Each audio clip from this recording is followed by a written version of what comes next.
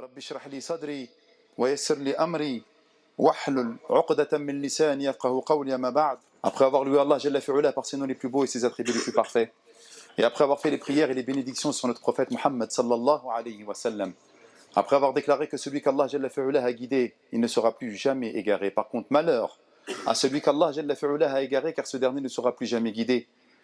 Mes chers frères et mes chères sœurs, aujourd'hui, pour moi, est un sujet ô combien important. Et malheureusement, nous nous sommes perdus en chemin, mes frères.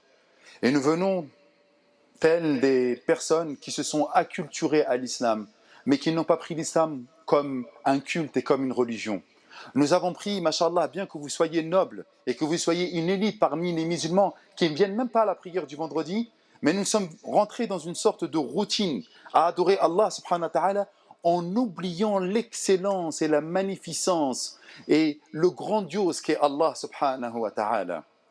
La khutbah d'aujourd'hui est une khutbah qui implique à chacun de nous une introspection et une remise en question. Est-ce qu'Allah Jalla fi'ulah est important dans ma vie? Est-ce qu'Allah subhanahu wa ta'ala a une place prépondérante dans ma vie? Parce que là, vous pouvez me dire, mais bien sûr, moi j'aime Allah et je suis là, je suis en train d'adorer Allah, je suis venu à la Jumu'ah pour adorer Allah, j'essaie de faire mes 5 prières par jour. Walakin, lorsqu'on regarde dans les faits et concrètement, Allah subhanahu wa ta'ala n'a pas la place de choix qu'il mérite. Allah subhanahu wa ta'ala, malheureusement, n'a pas véritablement une place sur laquelle nous devrions compter. Et aujourd'hui, le sujet de ma khutbah, c'est atawakkul ala Allah. Le fait de s'en remettre, écoutez bien ce que je vais dire par la suite, le fait de s'en remettre exclusivement à Allah subhanahu wa ta'ala.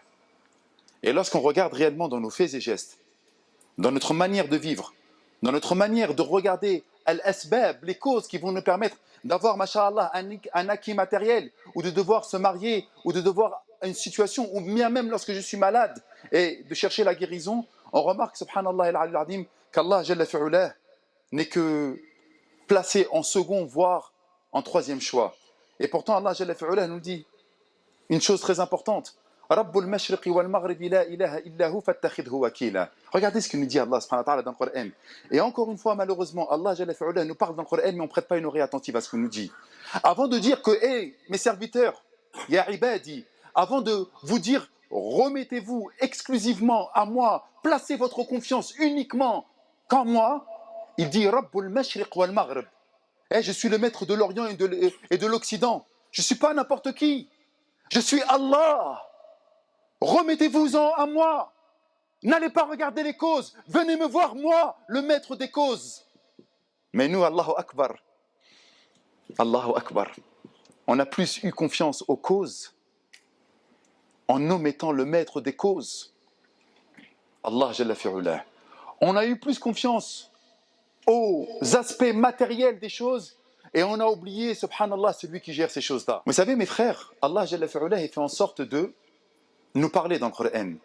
Et vous savez très bien qu'Allah Jalla fi'ulah a évoqué maintes et maintes fois les prophètes et messagers qui nous ont précédés, n'est-ce pas? Vous pensez que là, je suis en train de faire une khutbah sur le tawakkul, ouais, mashallah, Mehdi, remets-toi-en à Allah Azza wa Jal, c'est très bien, tu vas gagner. Non, je suis en train de vous parler d'un credo, je suis en train de vous parler d'un dogme, que si nous ne sommes pas comme cela, il y a un problème avec notre aqida, et donc nous avons un problème avec notre relationnel avec Allah Jalla fi'ulah. C'est de ça dont je suis en train de vous parler. Allah Jalla fi'ulah dit, lorsqu'il parle de Nuh, Nuh dit, ô mon peuple, si ma présence parmi vous et mon rappel vous pèse trop, alors c'est en Allah que je place entièrement ma confiance. Pourquoi Allah Jalla fi'ulah nous cite ce verset? Et pourquoi il nous cite Nuh qui fait partie de Ulil Azm, des 5 prophètes et messagers qu'Allah Jalla fi'ulah a choisi et a élu parmi tous les prophètes et messagers?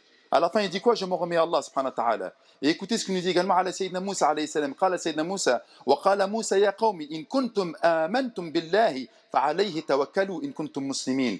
Oh mon peuple, c'est Moussa qui parle. Si vous vous dites véritablement croyant, eh bien remettez-vous-en exclusivement à Allah subhanahu wa ta'ala. Si vous êtes véritablement soumis, muslimin. Vous savez ce que je vois? Il y a plein d'exemples qui me viennent à l'esprit là maintenant. Il y a des frères et il y a des sœurs qui viennent me voir et qui me disent, Mehdi, tu connais pas un raqi? Chaque fois, c'est la même histoire. Mais ça montre quoi, ça? Moi, je me pose des questions. Et je ne répéterai jamais assez ce problème. Mehdi, tu connais pas un raqi? Pourquoi tu as besoin d'un raqi? Il me dit, parce que je suis tombé sur un djinn amoureux, ou je suis touché par un mess, ou je suis touché par un sihr, ou je suis touché par une magie noire. Il n'y a pas de magie blanche, la magie elle est tout le temps noire de toute manière. Et donc, j'aimerais que tu me trouves quelqu'un pour faire quoi? Yarqini, pour qu'il me fasse ruqya pour pouvoir guérir. Aïna tawakkuluka ala Allah jalla fi'ula. Où est le fait que tu dois t'en remettre exclusivement à Allah jalla fi'ula? N'est-ce pas que le maw'idatain ça suffit? Qul a'udhu bi rabbil falaq, qul a'udhu bi rabbin nas. N'est-ce pas que qul huwallahu ahad ça suffit? N'est-ce pas que ayat al-kursi ça suffit? N'est-ce pas que la fin de surat al-Baqarah ça suffit? N'est-ce pas que de demander à Allah jalla fi'ula ça suffit? Pourquoi on a besoin des causes? Pourquoi tu n'as pas confiance en Allah jalla fi'ula? Pourquoi tu as mis Allah jalla fi'ula de côté? Pourquoi tu as placé ta confiance en Araqi? Pourquoi? Oh mais Mehdi, moi je ne sais pas lire. Mais est-ce que tu as besoin de lire? Allah nous a créés musulmans. Lorsqu'on est en sujoud, on est en lien direct avec Allah. Pourquoi tu as besoin d'une cause? Ça me touche. Ça me touche. Parce qu'Allah nous a créés des musulmans. Ud'ouni yastajib lakum, nous dit Allah. Invoquez-moi et assurément je vous répondrai. Wa idha sa'alaka ibadi anni fa inni qarib. Et lorsque mes serviteurs t'interrogent sur moi, je suis proche. Ujibu da'wat ad-da'i idha da'an. Répondant à l'appel de celui qui m'invoque lorsqu'il m'invoque. Allah nous dit ça. Et nous, on a besoin des causes. Pourquoi, mes frères? Parfois, on a besoin également de choses matérielles. On a besoin de faire de l'argent, on a besoin de gagner notre rizq. Les gens, qu'est-ce qu'ils font? Ils ont confiance en des métiers illicites. Ya akhi, lorsque tu travailles dans ce domaine, c'est haram, Allah il n'aime pas. Mais il va quand même aller travailler dans ce domaine-là. Pourquoi, mes frères? Regardez, factuellement, prenons les choses, subhanallah, de manière factuelle, logique. Si tu as eu confiance dans un métier qui était illicite, où est ta confiance en Allah, subhanahu wa ta'ala? Posez-vous juste simplement la question. Regardez, oubliez, on est en khutbah de Jumu'ah, on est en train de parler franchement. Lorsque tu as pris un métier illicite, lorsque tu vas travailler dans des domaines qui sont illicites, et que tu sais que ces domaines-là sont illicites, et que tu as quand même préféré prendre l'argent dans le haram, où est ta confiance en Allah? Il y a des frères également qui vendent des mukhaddarat, des frères qui vendent des substances illicites, des drogues dures et douces. Et il n'y a pas de drogue dure et douce. Toutes les drogues sont interdites en islam. Il a eu confiance en qui? Il a eu confiance en Shaitan pour prendre de l'argent haram, ou il a eu confiance en Allah? Où est le fait qu'ils se remettent en Allah Azza wa Jalla là-dedans? S'il vous plaît, mes frères, réfléchissez un instant. Là, je vous parle de tawhid. Là, je vous parle de tawhid, d'unicité en Allah. Man huwa ar-Razzaq. C'est qui donne la subsistance de chacun de nous? N'est-ce pas Allah Jalla fi'ula, Dhul Quwwatin, le détenteur de la force sublime, Al-Majid, le majestueux, Al-Jabbar, le dominateur, Al-Qawi, le puissant, Al-Aziz. N'est-ce pas qu'on parle d'Allah Jalla fi'ula? Et pourtant, parfois, nous faisons des choix, subhanallah, qui montrent que notre tawakkul n'est pas correct vis-à-vis d'Allah, subhanahu wa ta'ala. Au cas où vous l'auriez oublié, nous sommes, nous, les serviteurs du miséricordieux Allah. Nous disons Ashhadu an la ilaha illallah wa ashhadu anna Muhammadan Rasulullah. Notre modèle, notre exemple, c'est Rasulallah. Laqad kana lakum fi Rasulillah uswatun hasana liman kana yarju Allah wal yawmil akhir. Nous avons le meilleur des modèles de l'humanité. Et le maître de ceux qui s'en remettent à Allah, c'était notre prophète Mohammed alayhi salatu wassalam. Et Allah, Jalla fi'ula, regardez comment il le désigne. Certes, un messager pris parmi vous est venu à vous, auquel pèsent lourd les difficultés que vous subissez, qui est plein de sollicitude à votre égard, qui est compatissant et miséricordieux envers les croyants. Alors, s'il se détourne, dit Allah me suffit. Il n'y a de divinité que lui, en lui je place ma confiance. Il est le Seigneur du trône immense. Vous avez vu comment il finit Allah le verset? En lui je place ma confiance et il est le Seigneur du trône immense. Pourquoi tout à l'heure il nous disait Rabbul Mashriqi wal Maghrib, le maître de l'Orient et de l'Occident, et là il nous dit il est le maître Rabbul Arsh al-Adim du trône immense. C'est pour nous, pour qu'on se dise mais en fait c'est vrai, là je vois les paillettes de la vie d'ici-bas, là je vois l'aspect matériel de la vie d'ici-bas, mais réellement c'est qui donne? Je suis le maître du trône immense, nous rappelle Allah. C'est moi le maître de l'Orient et de l'Occident, nous ramène Allah. Tu veux une femme, c'est moi qui va te la donner. Tu veux de l'argent, c'est moi qui va te le donner. Tu veux une santé, tu es malade, c'est moi qui va te guérir. Mais pourquoi Allah n'a pas la place de choix dans notre vie, dans notre cœur, dans notre quotidien, dans nos familles, dans notre métier? Pourquoi Allah subhanahu wa ta'ala est mis de côté? Pourquoi, mes frères? C'est terrible. Et nous disons que nous aimons Allah. Et nous pensons avoir rendez-vous avec Allah yawm al-qiyamah. Et lorsqu'on va être dans la tombe, lorsque les anges vont venir nous interroger, qui va nous raffermir pour répondre aux questions de manière correcte si ce n'est Allah? Alayhi tawakkalt. C'est en Allah que je m'en remets exclusivement. C'est en Allah que je m'en remets exclusivement. Mais nous, Allah, Jalla fi'ula, lorsqu'on regarde notre vie de tous les jours, malheureusement, Il n'a pas la place de soi. Vous savez que notre prophète, alayhi salam, dans la Torah et dans les évangiles, ou plutôt dans l'évangile, parce qu'il n'y a pas d'évangile, mais il y a une seule évangile, vous savez comment il a été appelé Al-Mutawakkil, Allahu Akbar. C'est-à-dire que les religions qui nous ont précédés, lorsqu'ils parlent de Sayyidina Muhammad dans leurs livres, ils disent celui qui s'en remet exclusivement à Allah subhanahu wa ta'ala. Vous savez, des fois, on se dit, mais c'est quoi un croyant? C'est quoi un musulman? Comment je vais faire pour me définir comme croyant, comme musulman? Allah il nous a donné la définition d'un croyant dans le Coran, par le verset que je viens de citer. Tu veux savoir si véritablement tu es un croyant? Lis ce verset. Regarde-toi dans un miroir. Fais une introspection.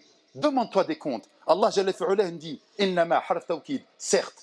Lorsqu'Allah dit innama, ça veut dire que c'est verrouillé, c'est certes. Innama al-mu'minun, certes les croyants. Alladhina idha dhukira Allah, lorsqu'ils se rappellent, lorsqu'ils évoquent Allah, wajilat qulubuhum, leur cœur frémit. Leur cœur frémit. Est-ce que vous vous rendez compte? Et moi je parle pour moi les frères, je parle même pas pour vous. Combien de fois on a entendu Allah Jalla fi'ulah a dit, Allah subhanahu wa ta'ala a dit, Wallah, et on entend des frères qui disent dans la rue, Wallah, Wallah, on entend tout le temps le mot Allah. Et lorsqu'on évoque Allah subhanahu wa ta'ala, les croyants véritables, leur cœur frémit. Ils sont pas bien, ils tremblotent. On parle de qui? Du créateur de la mort, du maître, Malik Yawmiddin, du maître du jour du jugement dernier, du créateur de l'enfer, du créateur du paradis, du créateur de Sayyidina Jibril alayhi salam, du créateur de l'univers, du créateur des bêtes féroces. On parle d'Allah, Jalla fi'ulah. Wajilat qulubuhum, leur cœur frémit. Est-ce que nos cœurs frémissent lorsque nous évoquons Allah subhanahu wa ta'ala? Écoutez la suite. Wajilat qulubuhum wa idha tuliyat alayhim ayatuh. Et lorsque les versets du Coran leur sont récités, zadatuhum imana, leur foi augmente. Nous on écoute le Coran, on ne sait même pas ce que ça veut dire. Wal'adiyati dabha, qul huwa Allahu ahad Allahu samad, kal farash al mabthouth. Mais moi j'écoute le Coran, je vais l'écouter par musicalité. Ah j'aime bien tel lecteur. Mais qu'est-ce qu'il nous dit Allah? Lorsqu'on leur récite les versets, leur cœur tremblote et leur foi augmente. Nous, on écoute le Coran, est-ce que notre foi augmente? Et là, vous vous dites, mais subhanallah, mais je suis loin. Non, t'es pas loin. Wallah que t'es pas loin. T'inquiète pas. Si tu es là et que tu écoutes, alhamdulillah, Rabbi Jalla fi'ulah, il te veut du bien. Zadatum imanan. Écoutez ensuite, wa ala rabbihim yatawakkalun. Et en leur Seigneur, ils s'en remettent exclusivement. Regardez la définition. Et en leur Seigneur, ils s'en remettent exclusivement. Lorsque je regarde mes frères et mes sœurs, lorsque je vois à Marseille, lorsque je monte à Paris, lorsque je tourne en France, etc., et je regarde l'état des musulmans, je me dis, mais subhanallah, c'est des musulmans, pourquoi ils ont confiance en autre qu'Allah, Jalla fi'ulah? Ça y est, je vous libère, j'ai fini ma khutbah, pardonnez-moi d'avoir été long. Mais je me dis, mais pourquoi les musulmans, ils ont confiance en autre qu'Allah, Jalla fi'ulah? Pourtant, ils sont croyants. Et attendez, hein, je ne parle pas de ceux qui sont dehors, je ne parle pas de ceux qui tiennent les battes. Ah, je ne parle pas de cela, je parle de nous, de vous, de moi, ceux qui viennent dans les mosquées. Combien de questions on nous écoute? Mahdi, est-ce que je peux acheter un prêt par intérêt? Riba? Qard ribawi? Est-ce que je peux? Pourtant, il sait qu'il y a divergence d'arma yaribou, kalama yaribou, qu'il sait tout ça. Non. Combien de fois il sait, subhanallah, que se retrouver avec une femme dans le haram, dans la fornication, c'est haram. Et que, subhanallah, il prend ghadab Allah, il a la colère d'Allah sur lui. Il le sait, ça. Mais pourtant, non. Il va quand même le faire. Et toutes ces questions subsidiaires qui sont comme ça, secondaires, vous pensez qu'elles sont secondaires, mais en réalité, qu'est-ce que cela trahit? Qu'est-ce que cela indique? Que nous n'avons pas pleinement confiance en Allah. Parce que si nous avions confiance en Allah, Jalla fi'ulah, nous ne ferions que ce qu'Allah Jalla fi'ulah aime. Alors on ne doit pas faire de péché? Non, il n'y a que les anges qui ne font pas de péché. Kullu ibn Adam khata, tous les enfants d'Adam font des péchés. Wa khayrul khata'in. Et le meilleur des pécheurs, at-tawaboun, c'est ceux qui se repentent. Nous allons faire des péchés, nous allons glisser, nous allons tomber, nous allons nous tromper, nous allons fauter. Voilà qu'on sait qu'Allah il existe. Et on se repent à Allah subhanahu wa ta'ala. Et j'ai fini le verset. Tu es croyant, forcément tu fais la prière. Et on t'a donné de l'argent, tu vas le redistribuer aux indigents, aux pauvres et autres nécessiteux. Et voilà comment Allah subhanahu wa ta'ala finit le verset. Voilà les véritables croyants. Est-ce que nous sommes des véritables croyants comme Allah Jalla fi'ulah l'a défini, mes frères? Cette khutbah-là, Masha'Allah, il est venu, le frère, il nous a parlé, Jaza'Allahu khayr. Mais c'est pas ça, je ne suis pas venu pour vous parler juste pour vous dire, ouais, Jaza'Allahu khayr. Barakallahu fik, tu nous as fait une khutbah, tu nous as parlé. Non, c'est pas ça qui m'intéresse. La khutbah ne peut être utile que lorsque vous repartez, vous faites une introspection. Ok, qu'est-ce qu'il a dit? Où j'en suis moi? Comment je vais faire pour réussir tout ça? Est-ce que je suis dans cette manière de faire? Est-ce que je suis dans ce qu'il m'a demandé de mettre en application? C'est ça que vous devez vous poser comme question. La khutbah de Jumu'ah, c'est simplement qu'une recharge. C'est pas simplement de se dire tawakkaltu ala Allah et après tu rentres et tu fais rien du tout. Le véritable tawakkal, c'est lorsque tu fais les actions. Aqilha, comme il a dit le prophète alayhi salam, lorsqu'un individu il est venu lui demander Ya Rasulallah, j'ai ma chamelle, est-ce que je la laisse libre et je m'en remets à Allah? Le prophète alayhi salam lui a dit non, aqilha thumma tawakkal. Attache-la et ensuite remets-toi-en à Allah subhanahu wa ta'ala. Attache-la. Il ne faut pas tomber dans un autre extrême. Ou ouais, je m'en remets à Allah subhanahu wa ta'ala, je ne prends pas mes précautions, je roule sans casque, je fais des roues, et si je dois mourir, Allah il a décidé, je ne prends pas mes précautions. Non, ça c'est pas tawakkul ça, je suis désolé. Tawakkul c'est de prendre ses précautions et ensuite de s'en remettre à Allah jalla fi'ulah. بارك الله لي ولكم في القرآن العظيم ونفعني وإياكم بما فيه من الآيات والذكر الحكيم